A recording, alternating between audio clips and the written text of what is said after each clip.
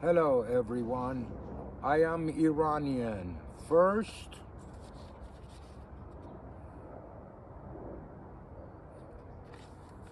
I want to tell you about a man that I met in 1972, 2 years after I'd immigrated to this country at age 13 and a half.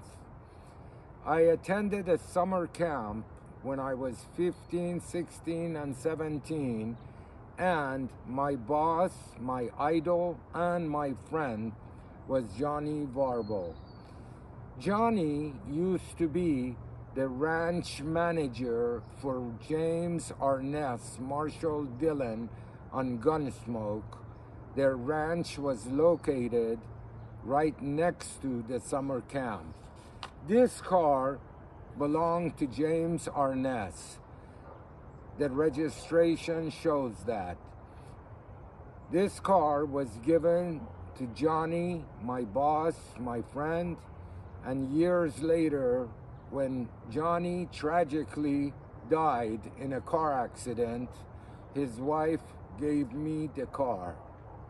Johnny was very proud of this car. He used to look for every excuse you can think of to get to drive this car. He was proud of this car because of the history of this car.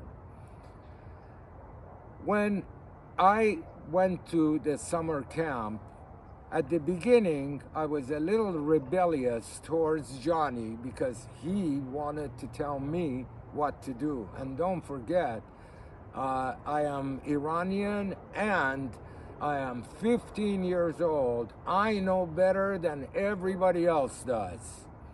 Johnny knew how to handle me. I'd had a little violent past in Iran because of the situation in Iran at the school and other things.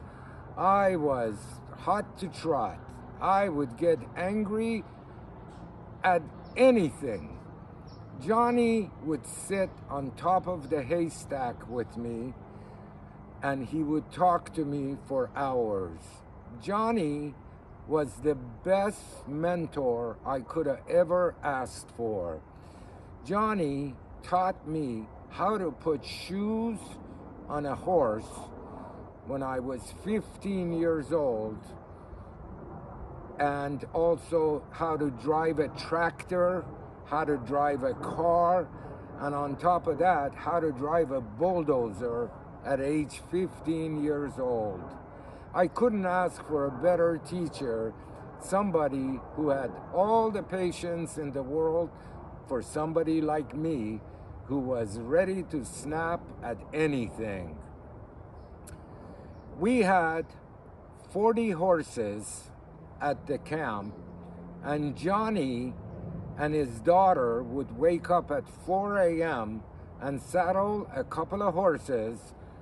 Then his daughter, Linda, would knock on my door to get me up at 4:30 in the morning, and we would go on a small ride and gather up the horses on top of the mountain and bring them down, just like you hear in the movies and you see in the movies.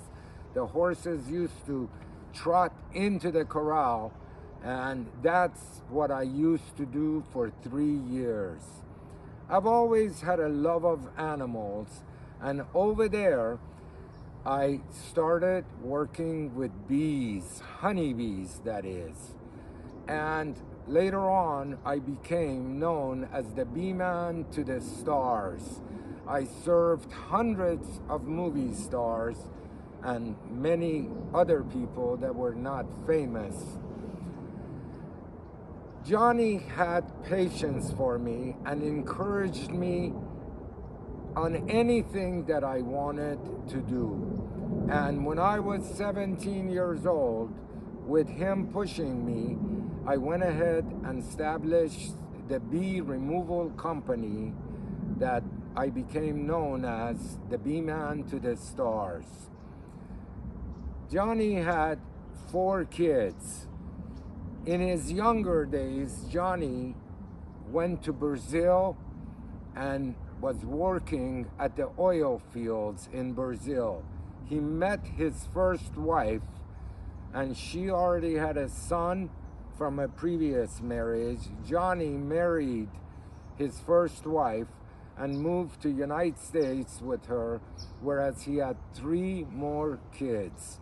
He had twin boys and Linda, one of my friends, and tragically, Linda passed away all of a sudden at age 42.